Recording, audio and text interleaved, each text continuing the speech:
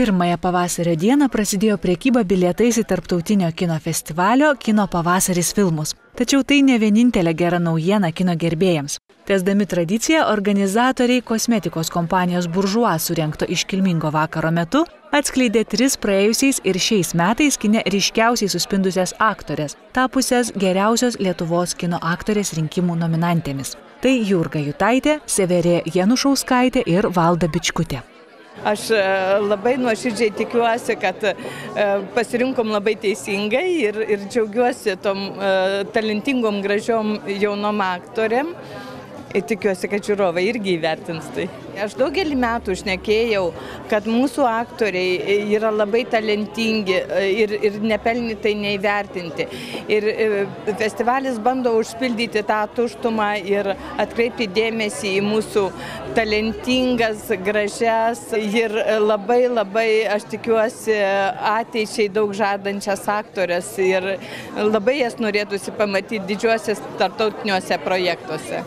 Taigi nuo kovo 1 iki 28 dienos žiūrovai rinksis iš įsimintiniausiose kino juostose šiemet pagrindinius vaidmenis atlikusių lietuvių kino aktorių.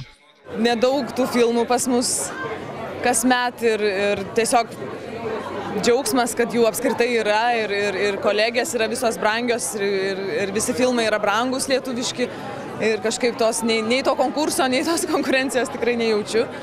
Tiesiog džiugu, kad esam pakviestos, kad kažkaip, galima sakyti, pagerbtos. Pilnas metras ir pagrindinis vaidmuo, tai yra viena didžiausių turbūt švenčių gyvenime, kai įvyksta premjera, kur tu esi suvaidinęs pagrindinį vaidmenį, nors vaidmuo kaip nebuvo lengvas, bet procesas buvo tikrai vertas to ir rezultatas, manau, taip pat. Aš iš tikrųjų esu labai dėkinga lietuvių režisieriams, lietuvių filmams, ar jie būtų ilgo metro ar trumpo metro, nes aš mažai žingsneliais atėjau į tai, kur dabar esu. Man iš tikrųjų džiugu, kad mane kažkaip savotiškai prisiminė, gal net ištraukė iš pogrindžio, nes aš tokia autorinio kino mėgėja, nemažai filmavausi su užsieniečiais, pas studentus ir aišku, gal didžiausias prizas ir apdovanojimas man yra mano profesinis pasiekimas Rusijoje ir darbas su Ana Melikian. Garbingą metų aktorės titulą jau yra pelniusi Larisa Kalpokaitė, Nelė Savičenko, Gabija Ryškuvienė, Edita Užaitė, Toma Vaškevičiūtė. Metų geriausiai kosmetikos kompanija Bourjois tradiciškai įteiks specialų prizą kelionei į Paryžių. Brangus kino pavasario svečiai ir draugai.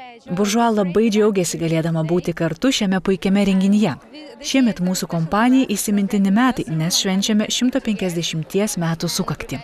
Tad rengiame ypatingą prizą geriausiai aktoriai.